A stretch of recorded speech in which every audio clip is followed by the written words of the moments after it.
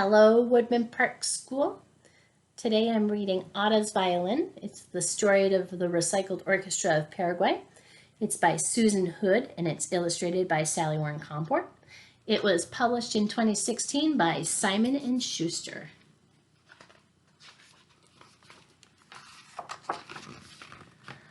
Ada Rios grew up in a town made of trash. Why? Oh. Every morning at dawn, Ada heard the first garbage trucks rumble and roll down the road to Quechua. Beep, beep, beep. Backing into the landfill, they tipped their loads up and crash. The trash came tumbling down, 1,500 tons every day.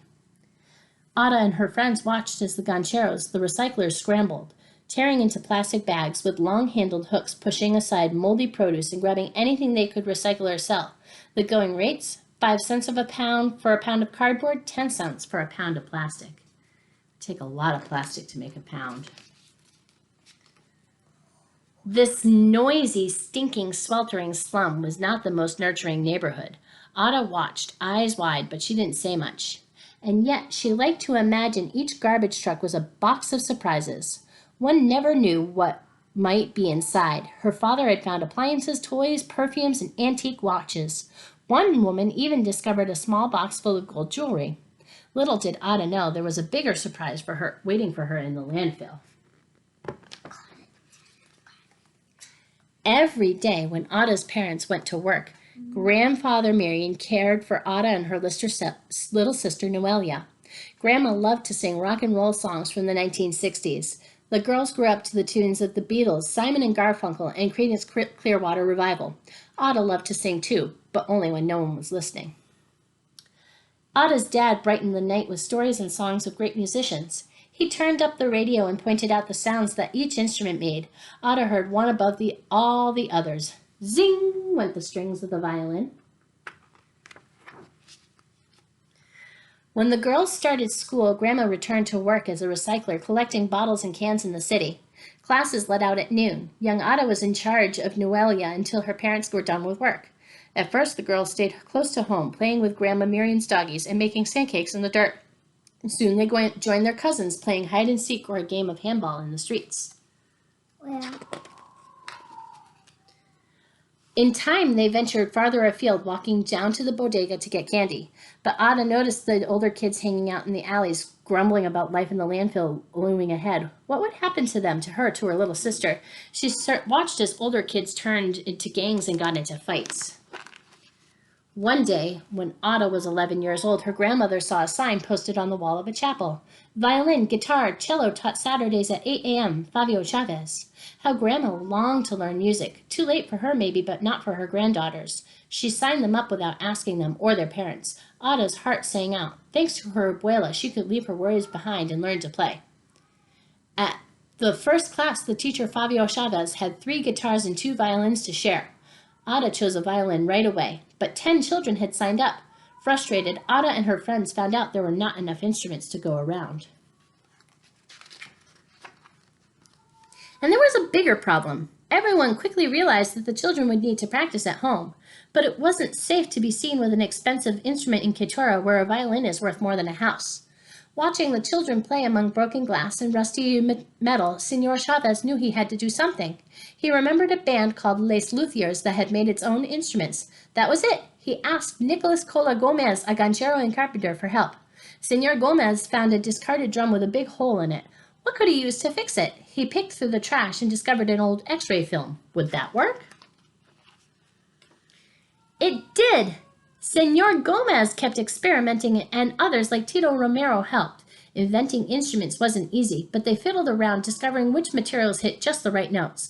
They transformed oil drums into cellos, water pipes into flutes, and packing crates into guitars. Soon there were enough instruments for all the children who wanted to play. Ada chose a violin from an old paint can, an aluminum baking tray, and a fork and pieces of wooden crates. Worthless to thieves, it was invaluable to her. It was a violin of her very own. Senor Chavez set up a strict schedule of 3-hour lessons. The class had no classrooms, so they played outside despite the 100-degree heat and sudden downpours. At first, Ada and others struggled. Sharps and flats clanged and clashed. Playing an instrument is a process. It doesn't matter if one is rich or poor, ugly, fat, thin. You cannot learn to play an instrument overnight, Senor Chavez told the children. Some kids decided it was too much work and gave up, but not Ada. After lessons, she would practice at home, sometimes 2 hours daily. In time, the screeches, twangs, and tweets hit all the right notes. Their class had become a small island where Chavez taught them to respect themselves and one another. Be kind, always say please and thank you, and say you're sorry. Be dedicated when you commit to something, Senor Chavez told the children. Soon, the ragtag crew of kids learned to tune in, listen to one another, and blend together. The recycled orchestra was born. From then on, there was something new in the air in Quetora. Gancheros trudging home from the landfill might lift their heads to hear sounds of Ada's violin, or the strains of baby's cello, or the strum of Noelia's guitar. A symphony of sound helped to lift them beyond the heat, the stench, and their aching backs. With her violin, Ada could close her eyes and imagine a different life. She could soar on the high, bright, bittersweet notes to a place far away. She was who she was meant to be. As Ada's skill grew, so did her confidence. Once timid, she now took center stage playing solos. She helped teach the younger children too. Her teachers and fellow students took note. When she was 12 years old, Ada was named a first violinist. Imagine, she was at first at something. Shortly after, she and her 39 fellow musicians were invited to perform concerts in Quetora and later in the nearby capital city of Asunción. Word of this extraordinary orchestra spread. Soon they were asked to perform in other cities and even other countries. Ada and her friends flew on their first airplane, stayed in their first hotels, swam in the bright blue waters of Rio de Janeiro, sampled their first pastries and pineapples, saw sights they never imagined. The world dazzled them, just as they dazzled the world. When Ada was 16, the orchestra received a very special invitation. They were asked to tour with a world-famous rock band. More than 35,000 people awaited them at their first concert stop in Bogota, Colombia. Ada was more than nervous. She didn't know how to enter or how to greet the audience. She went blank.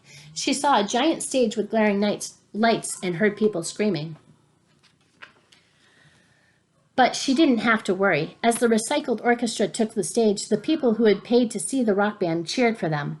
The enormous audience sang and swayed to the breeze as the orchestra played. And as their performance came to a close, a crescendo of cheers, chants, and applause resounded across the park. The astonished kids bowed, grinning at one another. They had discovered the surprise waiting in the landfill. Buried in the trash was music, and buried in themselves was something to be proud of.